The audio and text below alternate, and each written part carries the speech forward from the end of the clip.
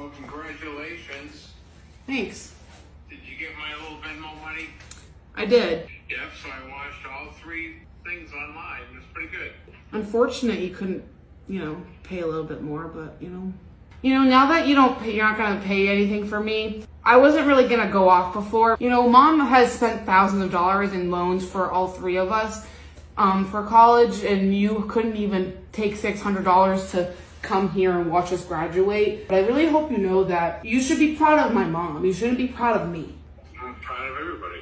No, you should be proud of my mom. After what you did our senior year of high school, and she was able to send me and Val to college along with Julian and keep paying for her. And you couldn't even do that. So if you're proud of me, listen, if you're proud of me, you should text my mother and say, I'm proud of you, Jean. If you showed up, that's what a dad would have done.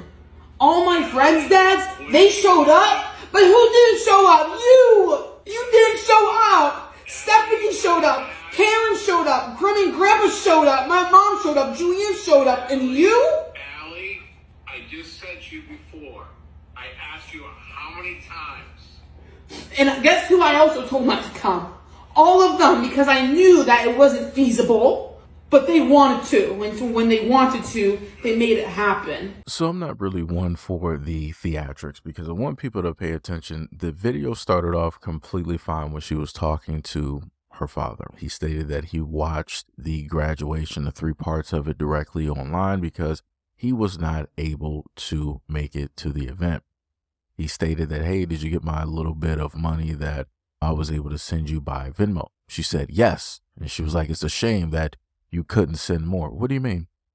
What do you mean? So he's giving you money, but you're saying that he should have, in a sense, given you more. That sounds a little bit ungrateful. Then number 2, she later on stated was like, since you're not going to be paying for me anymore, which then leads me to think that there was some type of child support that was there. So not only did he also give you money for graduation, he also was more than likely paying child support. And by her stance, she also said that there were 3 of them. So he's paying child support for 3 kids. And then through that whole thing, you started seeing her then amp herself up. Right now, note the father is saying that he's proud of her. She's graduated. He was just in that moment, in that mode. She swiftly decided to turn that whole thing where she was getting congratulated into, oh, you're not really doing anything for us. It was mom that was paying for college and all this other type of stuff. So if you wanted to really be proud and thank somebody, then you need to, thank her for everything that she's done and yada. I'm like, okay, so now you're moving all of this. So instead of focusing on the graduation, you want to focus in on the fact that your parents are no longer together and you feel as though that your mom is pretty much doing any and everything, but that's also mainly because she's the woman. And 9 times out of 10, when it deals with custody battles, the courts are going to primarily give sole custody to the woman. The courts never really, oh yeah, we're going to give sole custody 100% to the man. We don't care what the woman does. We're giving everything directly to the man. They're not going to do that. Even if a dude is in the military, he is making $100,000 a year. He's living in a great neighborhood. He's living in a great home. He doesn't have a record of any type of mental, alcohol, or drug abuse. They're not going to give primary custody, 100% full custody to the guy. He is going to have to fight tooth and nail, while the woman, who could be a full-blown drug addict living on the street out of a box, will have custody of all 3 to 4 kids. This is just the way that the system works. I'm not sure if she knows this, even though she's in college. I'm not sure if she knows this, but she needs to educate herself. So then she decides to keep going on this rant, in a sense, defending her mom, where there was realistically no reason to defend her mom because the father never said anything negative or even brought up the mother at all. To his defense, he sat up there and said, even when she brought that up, he was like, I'm proud of everybody, to basically give a blanket cover for everything. He was like, I'm proud of everybody. I'm proud of what everybody has done.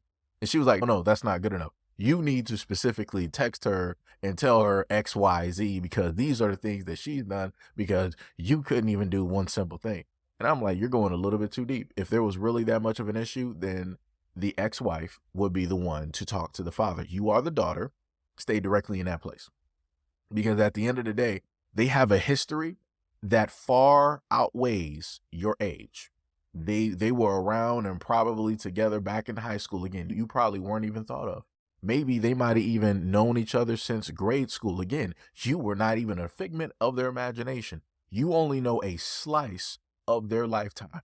And that's all what your emotions encompass. And that's not even 90%. That's not even, matter of fact, I'm sorry. That's not even 95% of the pie chart. Now, that's just me being gracious on giving that 5% directly to that child. Again, there's a lot of ins and outs that a lot of kids don't know about their parents, their lives, their relationships, what this person did, what this other person did, what this person did for this person.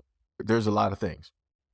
So again, whenever kids happen to defend parents, they're doing it blindly. They're only doing it off of the knowledge base of which they have, because again, all parents aren't going to tell them 100% of the truth. They're not, and especially a lot of parents aren't going to tell their kids, hey, these are all the bad things that I did in this relationship. These are all the bad things I did to your mother or to your father. They're not going to do that. The parent is going to make sure to, in a sense, position themselves to be the victim or the innocent person there. That's 9 times out of 10 what happens. And more so specifically, that's what happens when it's women telling the story. The man is always the villain. The man always did everything wrong. He never did anything at all. He never cared for the kids. He never paid for the kids. He never wanted to be a father. It's the exact same story. And then when you go to the other side, the woman, she was always cooking. She was always home. She was always pleasant. She never argued. She did everything he always asked for and yada. It's the same story. And I'm like, this is impossible. You're not going to sit up here and tell me that every single time, 100% of the time, it's always the guy's fault. The guy is the only one just messing up everything, and the woman is just completely innocent 100% of the time. She's just as white as wool and as pure as can be. No. Like I said, if we're going to sit up there and be honest, everybody's wrong. But it just depends on how honest people want to be. 9 times out of 10, you'll hear a guy basically be honest about the things that he did, or however it basically comes out, and he'll basically affirm, like, yeah, that did happen or whatnot or whatever. But again, that's between the mother and the father. That has nothing to do with the child at all. Again, 2 separate relationships. So then we go into the other aspect where she states that everybody else showed up for my graduation. My friends' fathers, they showed up for the graduation, and all these other people showed up. But then she told a truth directly in there that I don't think a lot of people paid attention to. She was like, when I'm paraphrasing, she basically stated that she told him not to show up. This is when the father, he was like, yo, you're not going to sit up there and try to just bag on me all this way. I asked you repeatedly before the event, how many times? I asked you, did you want me to come? So the father asked her, like, hey, do you want me to show up? We might have a fragmented relationship or whatnot or whatever, but hey, I'm still your dad. I would like to sit up there and show up for this moment. You know what the daughter did? She told him no. She told him, don't show up.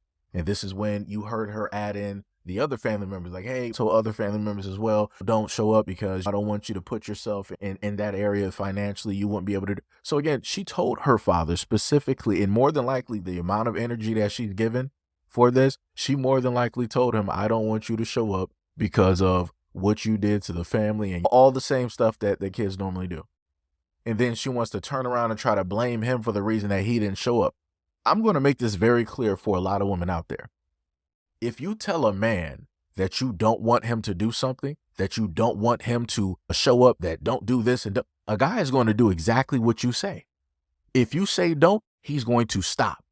I'm not sure why it is that women can't comprehend very simple instructions of which they give. Men aren't some type of like dog or plaything where it's, okay, I tell you don't do this, but realistically, I want you to, that's not how we work. It's either left or right. If you say no, it's no. If you say yes, then it's yes. We're not playing these semantics. We're not playing any of these types of games. So again, beyond all the semantics, the daughter is to blame for the situation of which that she is angry for. And the graduation, again, is not even the real thing that she's angry for, but that's the main thing that I'm focused on because she just wanted to try to mix and mingle everything else directly in there because she wants to be overly emotional for dramatics. You are the reason that your dad didn't show up. You told him not to show up.